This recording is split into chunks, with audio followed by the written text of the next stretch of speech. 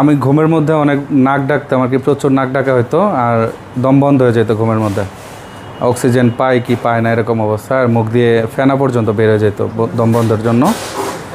আর আমার এটার থেকে প্রচুর ঠান্ডা থাকতো, নাক বন্ধ থাকতো, যার কারণে বাম কানটা আর কি আমার তপ্ত লেগে থাকতো এরকম আর কি। আমরা অনেক সময় মনে করি যে 20-25 বছর বয়সে তখন আবার কিসের এডিনয়েড, কিন্তু টেক্সট বুকে লেখা আছে 20 বছরের পরেও কিন্তু রেয়ারলি এডিনয়েড থাকতে পারে। তেমনই একটি রোগী 25 বছর বয়স্ক, তার কিন্তু এডিনয়েড রয়েছে। সেই এডিনয়েড আমরা অপারেশন করব, তার সাথে নাকের হাড় বাঁকা এবং মাংস বৃদ্ধি অপারেশন করব, কারণ সেই ছেলেটি কিন্তু নাক দিয়ে সঠিকভাবে নিঃশ্বাস নিতে পারে না।